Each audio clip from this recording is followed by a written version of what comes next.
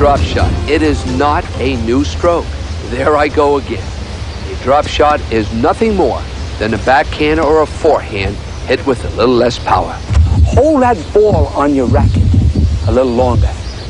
Get the feeling that the ball belongs to that racket. Hold on to it. Don't give it away. No racket acceleration on contact.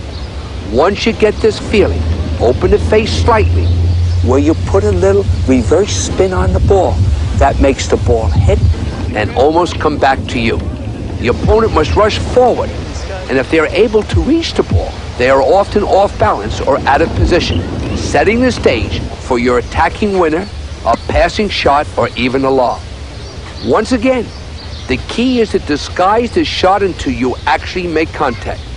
Before that contact, your opponent cannot detect whether you will hit a full ground stroke or this, the most underrated offensive shot in the game. Remember, the racket actually carries the ball towards the net, slowing down at contact rather than accelerating. And that's called a drop shot with a little reverse spin. We keep coming back to the mini tennis game. In your warm-up drills, before playing singles or doubles, taking a lesson, or just practicing, spend the first 10 minutes playing mini tennis. To keep the ball between the service lines, you will have to apply the drop shot techniques, holding on to the ball with a slightly open face to impart a little reverse spin. This is notably different from the mini tennis, where rapid racket head acceleration is used for the topspin and angle shots. In contrast, in this mini tennis drill, the racket decelerates at contact and even opens slightly to apply the reverse spin. Expand your mini game, hitting this drop shot from all positions inside the baseline area. Practice it. You'll get a brand new weapon in your attacking game of tennis. Backing your opponent up farther and farther is real important, but it's also important to mix it up by not letting them know what you're going to do, like hitting a drop shot every now and then.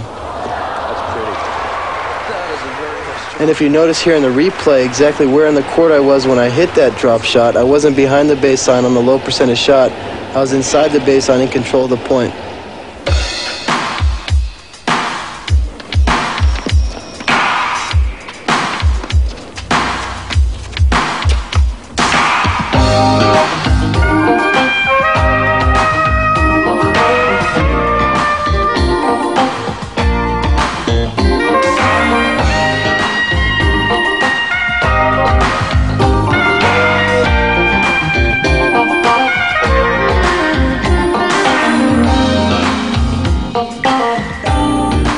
Playing somebody and you play an attacking game like I always choose to do, and you're really pushing him back and pushing him back, it seems like every time he takes a step back, the harder you have to hit it to push him back another step.